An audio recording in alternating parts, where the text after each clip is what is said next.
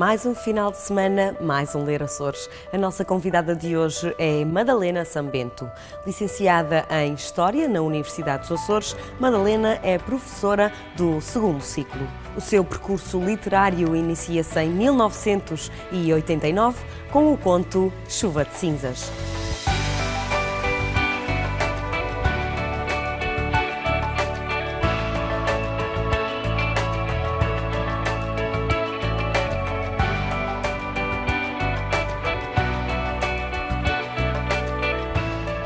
A literatura entrou na minha vida desde que eu era criança. Primeiro através da leitura e das histórias contadas, como é óbvio, e depois através de uma certa fabulação mental, que mais tarde passou à escrita. A minha primeira experiência, as histórias contadas, que não são livros, mas são livros em embrião, digamos. Eu gosto da escrita, uma escrita extremamente sensitiva, mas também com uma certa clareza. Gosto da escrita que essencialmente transmite emoções.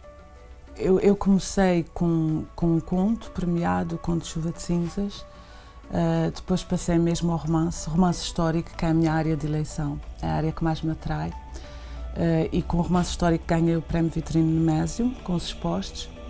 Os expostos, por exemplo, situam-se aqui, a sua ação situa-se nos Açores, numa atmosfera perfeitamente insular e numa época que é o século XIX. Nessa época nós tínhamos a cultura da laranja, como muita gente sabe, e essa cultura proporcionava uma exportação e um contato com a Inglaterra que era extremamente benéfico e muito interessante para os dois povos. Essa história conta o que é que se passa, não só nos meios económicos dos produtores da laranja, como faz referência especificamente a uma figura, um homem neste caso, que foi exposto na roda, que era outro problema muito típico da época. Portanto, ele não sabe quem são os seus progenitores e nasceu com esse estigma e cresceu com esse estigma e tenta traçar um bocadinho de uma forma romanceada o percurso dele ao longo da vida. Depois escrevi um pouco de história menos ficcionada para a Santa Casa da Misericórdia e finalmente escrevi o Diário das Mulheres Toleradas. O ano passado escrevi um livro para a minha filha, que não é a minha área de eleição, é um conto infantil, mas foi um livro que ofereci à minha filha mais nova. Este ano, provavelmente, na época de inverno, irá sair o último romance, que também é um romance histórico. É um romance sobre uma figura muito conhecida e muito querida dos açorianos. É uma tentativa de explicação da vida dessa figura que, a meu ver, é uma mulher e, a meu ver, não tem sido bem explorada, ou seja, fixaram-se apenas numa parte dessa figura e eu pretendo mostrá-la na sua humanidade. A forma mais fácil é participar, quer o professor quanto os alunos. Não se pode impor leituras, deve-se partilhá-las. Esta é a única forma.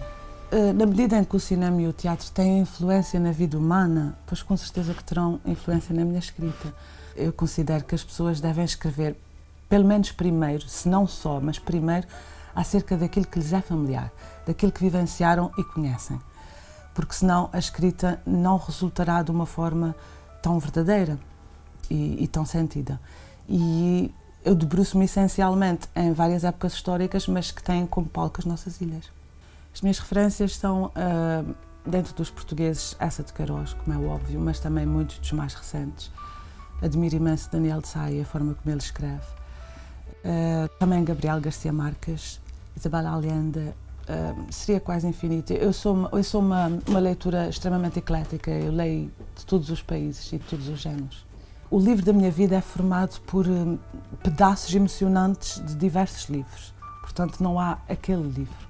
Livros marcantes serão, por exemplo, A Rumba do Lázaro, serão todos os clássicos portugueses, desde o Essa até o Júlio Diniz, serão até os poetas, os nossos poetas. Nós temos poetas com uma carga afetiva enorme.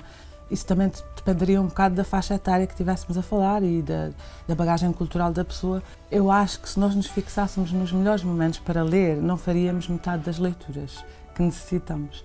Portanto, o momento ideal seria aquele em que estivéssemos em repouso, numa altura de lazer, só que eu pessoalmente já li em alturas muito pouco verossímeis. Eu leio porque tenho necessidade, porque me apetece, porque faz parte da minha composição vital.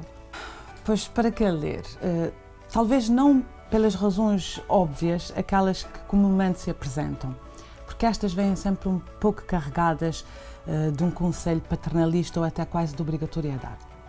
Mas ler, sem dúvida, porque ler é uma outra parte da vida e uma parte deliciosa, que ninguém tem o direito de privar a si próprio. Quando se lê, participa-se de várias experiências e essas experiências contêm surpresa, contêm deslumbramento e até um certo reconhecimento em relação à vida da pessoa. É que nós todos vivemos de palavras. As palavras é que nos mantêm na nossa humanidade. No entanto, apenas a palavra escrita nos fornece e nos oferece aventura, conhecimento e não nos pede nada em troca. Os jovens e as crianças devem ler. Porquê? Primeiro, como eu já disse, porque é uma experiência de vida fantástica à qual eles não se devem furtar. Estarão a perder imenso e eles gostam tanto de experiências fortes, estarão a perder imenso se não lerem. Se não derem a si próprios essa oportunidade de mergulhar em universos que não são restritos da vivência cotidiana deles. E segundo, porque nós estamos num mundo que é o mundo essencialmente da comunicação. Um jovem não pode pretender estar preparado para esse mundo se não dominar a primeira das armas que o define na sua humanidade, que é a palavra. E ele vai dominá-la muito melhor e com muito mais naturalidade se a aprender através das leituras.